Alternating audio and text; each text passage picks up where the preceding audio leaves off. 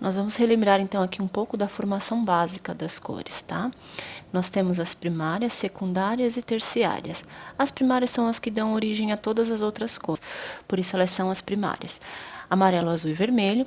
E nós temos as secundárias que vêm da origem de duas primárias, que nós temos laranja, verde e roxo, né? Cada formação, por exemplo, vermelho mais azul, origina o roxo, e conforme vocês conseguem acompanhar aqui facilmente nessa ilustração. Aí, para a formação das cores terciárias, nós temos sempre a junção de uma primária com outra secundária.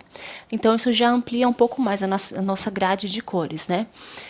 Que aí nós vamos ter o vermelho alaranjado, que vem da mistura do vermelho e o laranja, o vermelho arroxeado, ou magenta, ou pink, né? Que normalmente no tubo de tinta você vai ver mais esse pigmento como pink ou magenta. Que aí vem dessa mistura do vermelho e do roxo, né? Vermelho sendo a primária e o roxo a secundária. E assim por diante. Aí nós temos o azul e o roxo para fazer esse azul arroxeado ou violeta. O azul e o verde, para a gente criar esse azul esverdeado, ou seja, a cor turquesa, né? Vocês vão ver muitas vezes no design é chamado de azul Tiffany. Aí muda a nomenclatura, mas basicamente quase a mesma cor, né? A gente sabe que a origem é do azul e verde para a gente ter essa família aqui de cor. Aí nós temos o amarelo e o verde, que dá o amarelo esverdeado, e o amarelo e o laranja, que dá um amarelo alaranjado. Então, o raciocínio para formar as cores terciárias vai ser sempre esse, junção de uma primária com uma secundária. Observando agora na roda de cores, ou no círculo cromático, a gente vai ter a organização daquelas mesmas cores que a gente já estudou. Tá? Então, nós temos aqui, no triângulo principal aqui primeiro, o amarelo, o azul e o vermelho, sendo as primárias. E aí nós temos como secundária verde, laranja e violeta, né? Formando o triângulo aqui no sentido inverso. E aí nós temos as terciárias, as 6 cores terciárias que vão se organizar em torno delas. Por quê? Porque normalmente a cor terciária, como ela é a junção de uma primária com outra secundária, né, ela vai ser sempre essa cor similar à cor primária e à cor secundária. Ela vai ser uma cor que vai se organizar entre essas aqui, vai ser uma cor que deriva delas, né? A gente pode dizer que ela é uma cor análoga, né? Porque são as cores que são próximas, que são harmônicas aqui, que não apresentam contraste, tá? Então, essas aqui são análogas, são vizinhas dentro do círculo cromático. Essas também são análogas. Sempre que a gente perceber essa similaridade de cores aqui, ó, quando elas se parecem entre elas, a gente vai chamar de cor análoga. Continuando então o nosso raciocínio, o que vai acontecer? Lembra, sempre que nós temos essas cores que são similares, né? Essas cores que se parecem, a gente vai chamar elas de cores análogas, né? As cores análogas são as cores terciárias, que são feitas, lembrando, da mistura de uma primária com outra secundária. Uma vermelha com uma verde, por exemplo, porque aí nós não teríamos uma cor terciária propriamente dita, nós teríamos uma cor complementar. A mistura dessas duas daria um marrom, então são cores opostas, né? Elas estão do lado oposto do círculo, tá vendo? Uma de frente para a outra. Nesse mesmo caso, nós temos, por exemplo, o amarelo e o roxo. Então, o roxo é complementar do amarelo, o amarelo é complementar do roxo. Isso significa que sempre que eu fizer a mistura entre essas duas cores, elas vão se anular, elas vão perder a potência de cor, elas vão ficar mais dessaturadas.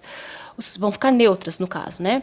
Então, as cores neutras serão os tons de bege, de cinza, de marrom, o preto, o branco, tá? A gente vai chamar essas cores de cores neutras.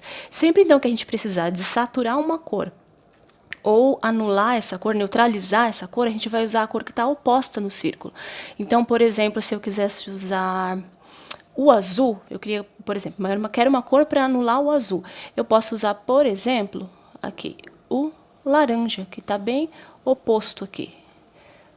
Tá vendo? Elas estão opostas dentro do círculo cromático. Isso significa que elas não vão ser cores análogas, cores que vão fazer harmonia entre elas. Na verdade, elas vão fazer grande contraste e por isso elas vão se anular. Elas vão neutralizar. Uma vai neutralizar a presença da outra quando o pigmento for misturado. Vocês vão perceber que se vocês juntarem, por exemplo, o azul com o laranja, vocês vão ter essa mesma tonalidade estranha de marrom, de bege, de cinza, sabe? Vão ter esses tipos de cor.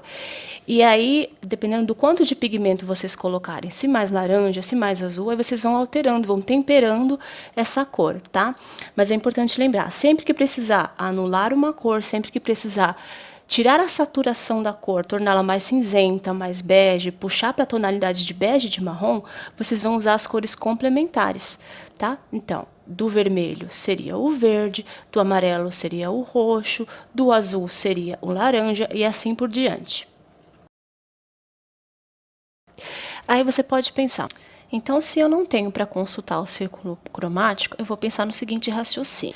Eu quero saber qual é a complementar da cor vermelha e eu não tenho onde consultar o círculo cromático. Eu quero saber a complementar do vermelho, o que me sobrou é a mistura entre o azul e o amarelo, ou seja, o verde. Então, se eu juntar azul e amarelo, eu tenho verde. Isso me sobra o quê? O vermelho. Então, o vermelho é a complementar do verde. Entendeu? Porque ela sobrou da mistura entre as três. Se eu juntar, por exemplo, azul e vermelho, eu vou ter quem? O roxo. Quem sobrou da mistura entre as três cores que eu vou poder usar como complementar para o roxo? Sobrou o amarelo, porque o azul e o vermelho já foi usado para ter o roxo.